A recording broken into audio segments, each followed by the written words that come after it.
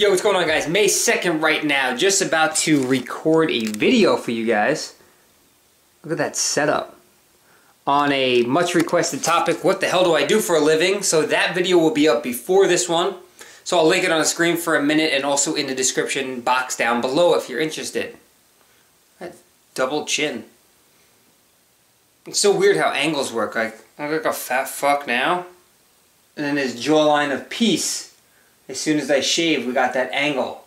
MySpace angles. You know how people take selfies like this?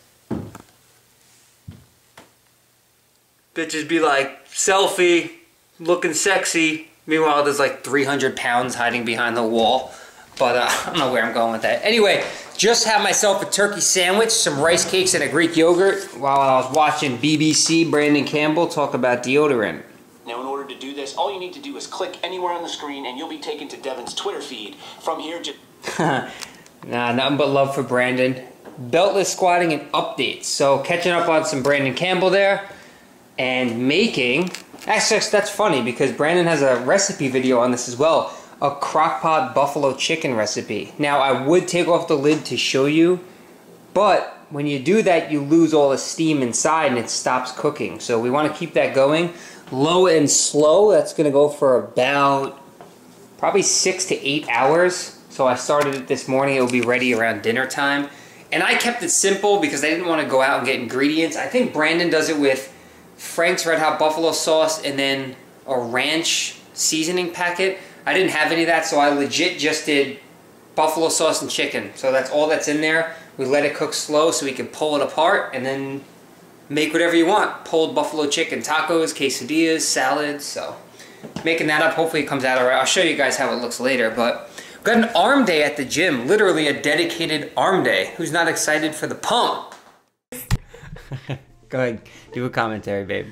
Alright, here's Matt. Just, you know, showing his nipples through his t-shirt. A little cold there, buddy? Alright, we got some reverse grip, easy bar curls, working on forearm strength. As you guys know, I like to pull double overhand with deadlifts. Now, I can always just do an alternating grip if my grip starts to give out, but I figured why not train my forearms a little bit and try and work on the double overhand, which is personally what I'm more comfortable doing anyway. I don't know why Brittany's laughing. Moved on to some alternating dumbbell hammer curls, 4 sets of 10 with the 50 pounds. You can notice there is a slight bit of momentum. Now, I think cheat curls, there is a place for it. And when you're going a little bit heavier, there's nothing wrong with a little bit of momentum. Obviously, you don't want to spin your lower back into pieces. But, yeah, there is some room to give it a little bit of cheat to get the weight up. But that doesn't mean completely take the emphasis away from your biceps. So, did a little bit of that, moved on to some skull crushers. I like to do them on a slight decline. It feels a lot better on my elbows. So if you experience elbow pain, try it on a decline bench. You'll probably feel more comfortable. There's some nice sweaty pits in there. Right? Now this is probably my favorite bicep exercise. The spider curls. Your chest is braced against an incline bench, so there's no room for momentum or swinging. It's 100% biceps. And really right there, turn the pinky out when you get to the top of the movement, and that will put a lot of peak tension on the bicep. So if you haven't tried out this movement, I highly suggest you give it a shot. That's it. And this would pretty much end the workout. Did some dips. Now normally I would do these with some weight, maybe 40, 50 pounds, but towards the end of the workout I was pretty shot and I just focused on really going slow. So pretty much did, I believe it was 3 sets of 10, and that concluded the workout for today. So hopefully you enjoyed the footage, and I will talk to you guys soon. Enjoy the rest of the video. Holy shit. A student driver almost just smashed into someone because, well, they're a student driver. You guys remember that? Taking driver's ed where you had to drive around with 3 strangers in the backseat and a guy looking at you or a girl looking at you while you drive 8 miles an hour on the highway, nervous to merge into the next lane? That's always comical. I was lucky enough, although it was pretty stupid. My friends who were older than me used to let me drive their cars when I was underage. So, not telling you to do that, not smart, but it was mostly in parking lots and around side streets. I was like 14 years old, just driving. I know a lot of you guys in other countries, I have no idea how old you have to be to get a driver's license, but Here it's 17 in the States. You can get your juniors or your full license when you're 17. I believe it's 17, unless it changed to 18, but 16 is your permit where you have to drive under specific conditions. But I used to drive my friends' cars when I was 14, and that's when I learned to drive stick, actually. So I did drive manual for a little while, which I enjoy, but when you're in traffic, when you're on hills, it's kind of a pain in the ass. But when you're actually just driving, it gives you something to do while you're driving. So, yep, that's my little driving story for you. Good thing, because I really didn't want to have to pay for air today.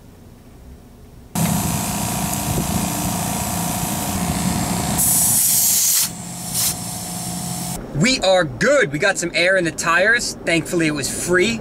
Although I'm going to need new tires this summer, but oh well. Shout out to whoever in my last vlog mentioned something about putting a grippy thing on the dashboard so my camera doesn't slide back and forth.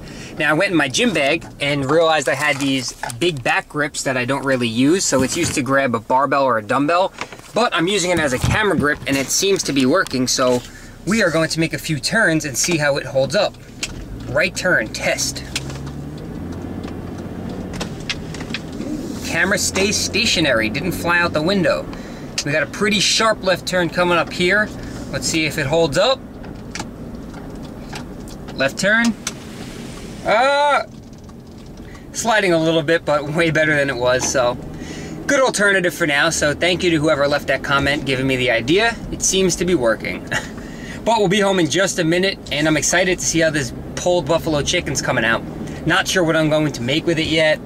Kind of up in the air. I was thinking buffalo chicken nachos, and then I was thinking buffalo chicken quesadilla, and I was thinking pizza. I don't know. What would you do if you had some pulled buffalo chicken in a crock pot waiting for you? What would you make with it? Would you do nachos, a quesadilla, an open-faced sandwich with some melted cheese? That sounds pretty good too. So I don't know what I'm gonna make with it, but you guys will obviously see in just a little bit. So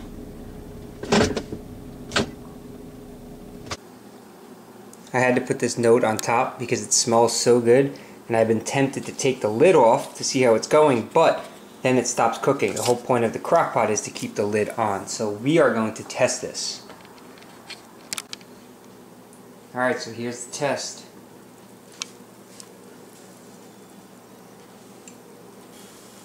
Oh my god. How good does that smell, babe? It does smell good.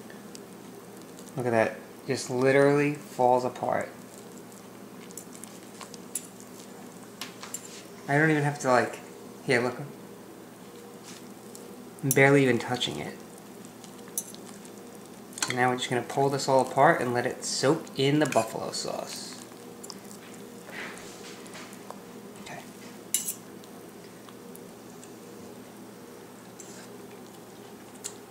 Fuck. That's so good. All pulled apart and looking awesome. And tastes delicious. So now what we do, since it's all cooked, is we can put the lid back on and switch this over to keep warm. So let it sit in there until we use it. He shoots, he scores! Rangers playoff hockey. Yeah, buddy.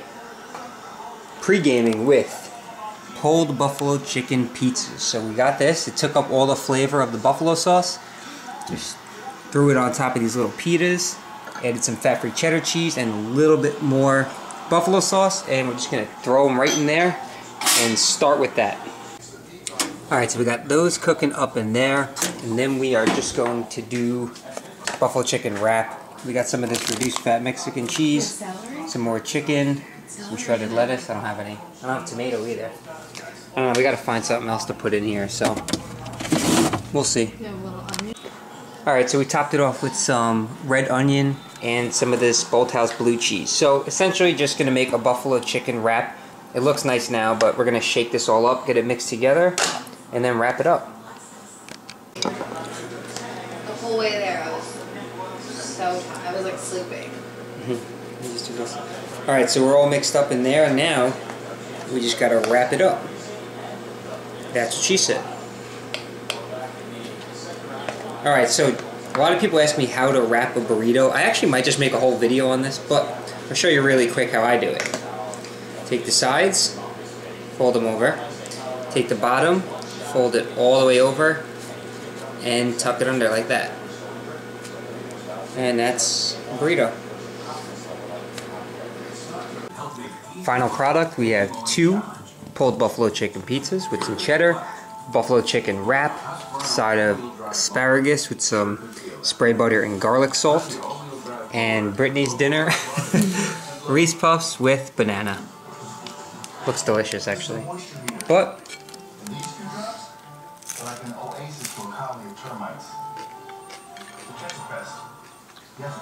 really good. So I'm gonna eat this, watch the Rangers. So the Rangers won Game 1 against the Penguins. What better way to finish off the night with a victory bowl of mint cookies and cream ice cream. Capping it off, 1.5 servings in there to finish the macros. And then we're going to have probably a Quest bar as always to finish the night. So, with that said,